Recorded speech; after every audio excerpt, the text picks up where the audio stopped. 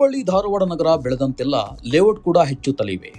ಅದರ ಜೊತೆಗೆ ಮಹಾನಗರ ಪಾಲಿಕೆ ಕೂಡ ತನ್ನ ವ್ಯಾಪ್ತಿ ಹೆಚ್ಚಳ ಮಾಡ್ತಿದೆ.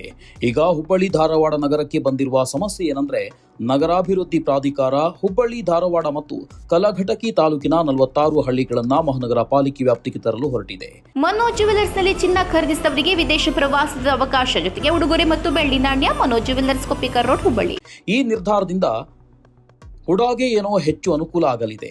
ಆದರೆ ರೈತರ ಜಮೀನನ್ನ ಪಡೆದು ಲೇಔಟ್ ಮಾಡುವ ಮೂಲಕ ಹುಡಾ ತನ್ನ ಲಾಭದ ಬಗ್ಗೆ ವಿಚಾರ ಮಾಡುತ್ತಿದೆ ಎಂಬ ಆರೋಪ ಇದೀಗ ಕೇಳಿ ಬಂದಿದೆ.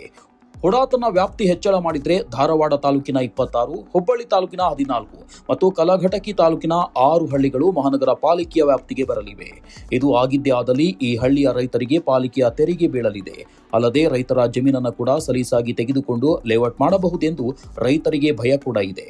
ಇದಕ್ಕಾಗಿ ನಮಗೆ ಗ್ರಾಮ ಪಂಚಾಯಿತಿ ವ್ಯಾಪ್ತಿಯಲ್ಲೇ ಇರಲು ಬಿಡಿ ಎಂದು ರೈತರು ಮನವಿ ಮಾಡುತ್ತಿದ್ದಾರೆ. ಇಷ್ಟಾಗಿಯೂ ಹುಡಾ ರೈತರು ಜಮೀನು ಪಡೆಯಲು ಮುಂದಾದರೆ 10 ವರ್ಷದ ನಂತರ ರೈತರ ಜಮೀನಿಗೆ ಎಷ್ಟು ದರ ಬರುತ್ತದೆಯೋ ಅಷ್ಟೇ ದರವನ್ನ ಹುಡಾ ಈಗಾಗಲೇ ಕೊಡಬೇಕೆಂದು ರೈತರು ಒತ್ತಾಯ ಮಾಡಿದ್ದಾರೆ. ಹುಬ್ಬಳ್ಳಿ ಧಾರವಾಡ ಮಹಾನಗರ ಅಭಿವೃದ್ಧಿ ಪ್ರಾಧಿಕಾರವು ಧಾರವಾಡ ಸುತ್ತಮುತ್ತಲು 46 ಹಳ್ಳಿಗಳನ್ನು ಈಗಾಗಲೇ ಭೂ ಸ್ವಾಧೀನಕ್ಕೆ ಪ್ರಕ್ರಿಯೆ ನಡೀತಾ ಇದೆ. ಆದರೆ ಫಲವತ್ತಾದ ಭೂಮಿಗಳಿದ್ದಾವೆ, ಅದರಿಂದ ರೈತರಿಗೆ ಒಳ್ಳೆ ಆದಾಯ ಬರ್ತಾ ಇದೆ. ಅಂಥ ಭೂಮಿಗಳನ್ನು ತೊಗೊಂಡಿವರು ನಿವೇಶನ ಮಾಡಿದ್ರೆ ಏನು ಉಪಯೋಗ? ಇದರಿಂದ ರೈತನಿಗೆ ಭಾಳ ಹಾನಿಯಾಗತ್ತೆ.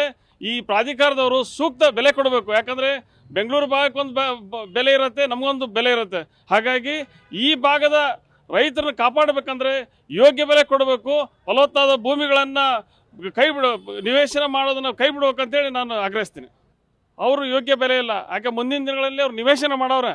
ಈಗ ಫಲವತ್ತಾದ ಭೂಮಿ ಈಗ ತೊಗೊಂಡು ಈಗ 10 ವರ್ಷ ಬಿಟ್ಟು ಅದನ್ನು ಮಾಡ್ತಾರೆ. ಆ ಸಮಯದಲ್ಲಿ 2 ಕೋಟಿ ಇರ್ಬೋದು, 3 ಕೋಟಿ ಆಗ್ಬೋದು ಒಂದೊಂದು ಎಕರೆಗೆ.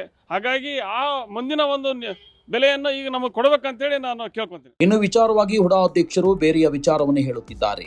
ಈ ಭಾಗದ 46 ಹಳ್ಳಿಗಳಲ್ಲಿ ನಾವು ಯಾವುದೇ ರೈತರ ಜಮೀನು ಸ್ವಾಧೀನ ಪಡೆಯುತ್ತಿಲ್ಲ, ರೈತರು ಭಯ ಪಡುವುದು ಬೇಡ ಎನ್ನುತ್ತಿದ್ದಾರೆ. ಅಕಸ್ಮಾತ್ ರೈತರೇ ರಿಯಲ್ ಎಸ್ಟೇಟ್ ಮಾಡುವವರಿಗೆ ಜಮೀನು ಮಾರಿ ಅಕ್ರಮ ಲೇಔಟ್ ಮಾಡಿದ್ರೆ ನಾವಾಗ ಮಧ್ಯ ಪ್ರವೇಶ ಮಾಡುತ್ತೇವೆ.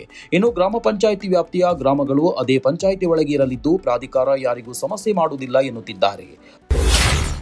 ಒಂದು 15 ದಿನದಿಂದ ಕೆಲವೊಬ್ಬರು ರೈತರು ಬಂದು ನಮ್ಮ ಹತ್ರ ಒಂದು ಅಪ್ಲಿಕೇಶನ್ ಕೊಟ್ಟರು. ಅವ್ರಿಗೊಂದು ತಪ್ಪು ಕನ್ಸೆಪ್ಷನ್ ಏನಿದೆ, ನಾವು ಲ್ಯಾಂಡನ್ನು ಅಕ್ವೈರ್ ಮಾಡ್ಕೋತೀವಿ, ಮಾಡ್ಕೊಂಡೊಂದು ಅಕ್ವೈರೇಷನ್ ಮಾಡ್ಕೊಂಡು ರೈತರಿಗೆ ಏನು ಬೆನಿಫಿಟ್ ಸಿಗೋದಿಲ್ಲ. ಮತ್ತು ನೀವೇನಾದರೂ ಕಾರ್ಪೊರೇಷನ್ ಲಿಮಿಟು ಎಕ್ಸ್ಟೆಂಡ್ ಮಾಡ್ತೀವಿ, ಮಾಡಿದರೆ ಟ್ಯಾಕ್ಸೇಷನ್ ಎಲ್ಲ ಭಾಳ ಆಗಿಬಿಡ್ತದೆ. ರೈತರಿಗೆ ತಿನ್ನೋಕೆ ಸರಿಯಾಗಿ ಊಟ ಇರಲಿಂಥ ವ್ಯವಸ್ಥೆಯಾಗ ನೀವು ಟ್ಯಾಕ್ಸ್ ಹೆಚ್ಚಿಗೆ ಮಾಡಿಬಿಟ್ರೆ ನಮ್ಮ ರೈತರು ಎಲ್ಲಿ ಹೋಗಬೇಕು ಅನ್ನೋದೊಂದು ಕಳಕಳಿಯಿಂದ ನಮ್ಮ ಹತ್ರ ಬಂದಿದ್ದರು.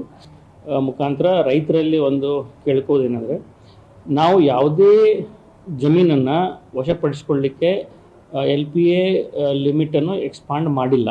ಇದು ಕ್ಲಿಯರ್ ಕಟ್ ತಮ್ಮೆಲ್ಲರಿಗೂ ಒಂದು ಗಮನದಲ್ಲಿರಲಿ. ಎರಡನೇದು, ಯಾವುದೇ ಗ್ರಾಮ ಪಂಚಾಯಿತಿಯ ಅಧಿಕಾರವನ್ನು ನಾವು ಮೊಟಕು ಮಾಡಲಿಕ್ಕೆ ಇದನ್ನು ಬೆಳೆಸಿಕೊಂಡಿಲ್ಲ. ಈ ಹಿಂದುಗಡೆ ಗ್ರಾಮ ಪಂಚಾಯಿತಿಗಳ ಏನು ಅಧಿಕಾರ ಇತ್ತು ಅದೇ ಅಧಿಕಾರನೂ ಮುಂದಿನ ದಿನಗಳಲ್ಲೇ ಆ ಏರಿಯಾದಲ್ಲಿ ಅವರೇ ಟ್ಯಾಕ್ಸ್ ಕಲೆಕ್ಷನ್ ಮಾಡೋದಾಯಿತು, ಮೀಟಿಂಗ್ ಮಾಡೋದಾಯಿತು, ಅಲ್ಲಿ ಡೆವಲಪ್ಮೆಂಟ್ ಮಾಡೋದಾಯಿತು ಅಲ್ಲಿವರೆಗೂ. ಮೂರನೇದಾಗಿ, ಎಲ್ಲಿವರೆಗೂ ರೈತರು ಸರಿಸಾಮಾನ್ಯ ಒಕ್ಕಲ್ತನ ಮಾಡ್ತಾ ಇರ್ತಾರ ಅಲ್ಲಿವರೆಗೂ ಅವ್ರಿಗೆ ಯಾವುದೇ ತರಹದ ಸರ್ಕಾರದಿಂದ ಆಗಲಿ ಅಥವಾ ಪ್ರಾಧಿಕಾರದಿಂದ ಆಗಲಿ ಪ್ರಾಬ್ಲಮ್ಸ್ ಆಗುವಂಥ ವ್ಯವಸ್ಥೆಯೂ ಇಲ್ಲ. ಯಾರಾದರೂ ಅಲ್ಲಿ ರಿಯಲ್ ಎಸ್ಟೇಟ್ ಮಾಡ್ತೀವಿ ಅಂತ ಬಂದರೆ ಅವಾಗ ಮಾತ್ರ ಕೂಡ ಅಲ್ಲಿ ಇನ್ವಾಲ್ವ್ ಆಗುತ್ತೆ. ಇನ್ವಾಲ್ವ್ ಆಗಿ ನಮ್ಮ ಕಂಡೀಷನ್ ಪ್ರಕಾರ ನೀವು ಅಲ್ಲಿ ರಿಯಲ್ ಎಸ್ಟೇಟ್ ಡೆವಲಪ್ಮೆಂಟ್ ಮಾಡಬೇಕನ್ನೋ ಕಾರಣಕ್ಕಾಗುತ್ತೆ ಹೊರತಾಗಿ ಜಮೀನು ಕಸ್ಕೊಳ್ಳೋಕೆ ಇಲ್ಲ. ಅಂದರೆ ಅನ್ಪ್ಲ್ಯಾನ್ಡ್ ಸಿಟಿ ಮತ್ತು ವಿಲೇಜ್ ಡೆವಲಪ್ ಆಗಬಾರ್ದು ಅನ್ನೋ ಸರ್ಕಾರ ಉದ್ದೇಶ ಇರೋದ್ರಿಂದ ನಾನು ತಮ್ಮೆಲ್ಲರಿಗೂ ಹೇಳಲಿಕ್ಕೆ ಬಯಸ್ತಾ ಇದ್ದೀನಿ, ಯಾವುದೇ ರೈತರು ಹೆದರುವಂಥ ಮನೋಭಾವವನ್ನು ಇಟ್ಕೊಳ್ಳೋಕೆ ಹೋಗಬೇಡ್ರಿ. ತಮ್ಮ ಜಮೀನುಗಳಿಗೆ ಯಾರೂ ಮುಟ್ಟುವುದಿಲ್ಲ, ಯಾರೂ ಅಕ್ವಿಜಿಷನ್ ಮಾಡ್ಕೊಳ್ಳೋದಿಲ್ಲ. ಒಟ್ನಲ್ಲಿ ಅಕ್ರಮ ಲೇಔಟ್ ಆಗಬಾರದೆಂದು ಹುಡಾ ತನ್ನ ವ್ಯಾಪ್ತಿಗೆ ಹಳ್ಳಿಗಳನ್ನ ತರಲು ಹೊರಟಿದ್ದು ಅದು ರೈತರಿಗೆ ನಷ್ಟ ತರಲಿದೆ. ಅದೇ ರೀತಿ ರೈತರು ಕೂಡ ಅಕ್ರಮ ಲೇಔಟ್ ಮಾಡಲು ರಿಯಲ್ ಎಸ್ಟೇಟ್ ಉದ್ಯಮಿಗಳಿಗೆ ಜಮೀನು ಕೊಟ್ರೆ ಅದು ಕೂಡ ತಪ್ಪು. ಸದ್ಯ ರೈತರು ಮತ್ತು ಹುಡಾ ನಡುವೆ ನಗರ ಅಭಿವೃದ್ಧಿಯಿಂದ ವಂಚಿತವಾಗದಿರಲಿ. Praveen Omkari, public next, Dharwad.